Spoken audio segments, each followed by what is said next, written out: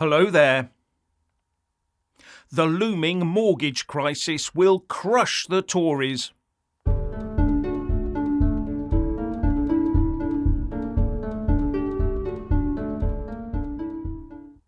A housing crisis is coming rapidly down the tracks, caused mainly by a mortgage crunch caused by fast rising interest rates, in turn driven by rising inflation, something I talked about yesterday.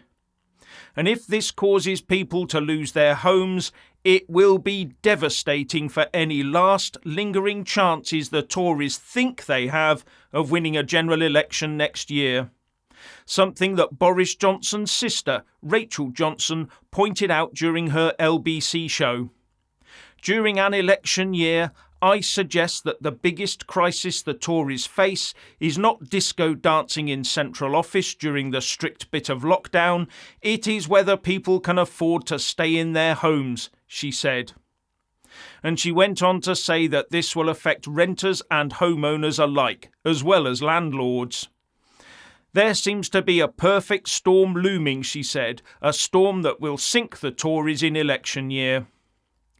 Now that may well be, but it will also sink a lot of families and their finances too, as well as dash the dreams of many for maybe a decade to come. And remember, once Labour steps into office, barring some miracle that a new player in town can sink both the Tories and Labour, then Keir Starmer's mob will be left holding the by-then mortgage meltdown. And they can blame Rishi Sunak and Jeremy Hunt all they like, but they will have to come up with a solution themselves. And their instant knee-jerk left-wing response will be to socialise and share out all the mortgage bad debt amongst the taxpayers to keep people in their homes. Something that the no-hoper Lib Dem leader Ed Davey has already called for. He wants a £3 billion mortgage protection fund. And the lefties will be calling for such a fund at the same time as trying to get the banks to be as forgiving as possible.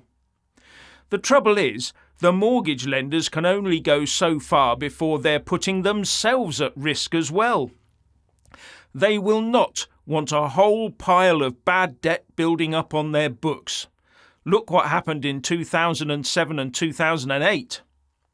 And just for completeness, at the end of March this year, the total outstanding mortgage debt was nearly £1.7 trillion, says the Financial Conduct Authority, with nearly 60 billion being added in Q1 this year alone, and that is a low number in recent historical terms. So how long would a £3 billion fund last during a mortgage meltdown? Now Michael Gove thinks he has the answer. He came out and said we ought to go for 25-year fixed-rate mortgages like they do in some other countries. Not sure I'd want to be locked into a high-rate fixed mortgage for 25 years, because they would have to be relatively high for the lenders to ensure they can protect themselves in future years in economic downturns. And if they get it wrong and set too low a rate one year, then borrowers in later years will be charged a higher rate to compensate for it. Now, any government protection given to mortgage holders, like helping with repayments and the like, just pumps more money into the system, so fueling inflation and inevitably causing the Bank of England to increase rates again. Self-defeating. And if the Bank of England doesn't put up rates, inflation will be stickier for longer, hurting us in other ways, like through unsecured loans and credit card debt. The ONS will release the latest inflation figures for May tomorrow, and the Bank of England will meet the next day to decide whether to raise the bank rate again, something it is expected to do. Now, I think the Labour Party is a lot more to the left than most people realise. It is not centre ground left, it is nearer to the Corbyn model than most believe. I'm of the opinion that Starmer only got rid of Corbyn to try and make out he's a centrist. And if I'm right, we'll see a very socialist solution to this problem from them. probably involving taxpayers' money going to the mortgage lenders, while landlords get hit with rent cap orders. But I think the response will be wider to try and address the whole cost of living crisis. I strongly suspect we'll see some sort of wealth tax, probably a one-off levy. And there may also be other tax rises and even price caps in the supermarkets. Now, while many people would welcome these because they sound like good levelling up stuff and redistribution of wealth, they all come with stings in the tail though. For example, when they've spent the wealth tax money, who's next for a hit? When they've increased taxes for the more well-off and spent that money, who's next? And as for price caps, like on things like bread and milk, if that leads to producers and shops losing money, which it would, they will stop providing those basics to the public.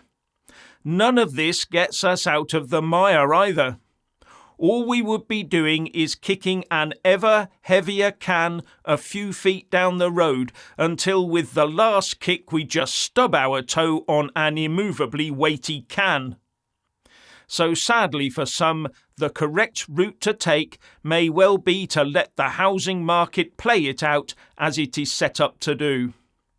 But as Ben Wright points out in the Telegraph, all governments, especially Tory ones, will grasp at any policy to keep the housing market as buoyant as possible. And with a general election in the offing, they will be doubly keen to find something, anything, to save the mortgage day and their bacon. Especially as the biggest houses with the largest mortgages sit behind the so far blue walls of Tory constituencies. Now here's the thing. Over the decades, it has seemed to be the job of government to protect every single one of us from anything nasty thrown up that might blight our lives. From the health and safety executive stuff to the financial conduct authority. The government puts all the rules and regs in place to make sure everyone acts ethically and that bad luck events never occur. That means that anything that happens to us is the result of government engineering. So when we get hit by this sort of event, it's seen to be down to a fault in the government plumbing. So the cry goes out, the government must do something. So the government usually does do something, and that has the inevitable unforeseen consequences, leading to more cries of the government must. Well, you get the idea. When in most cases it might have been better for government to be far more effective by steering well clear.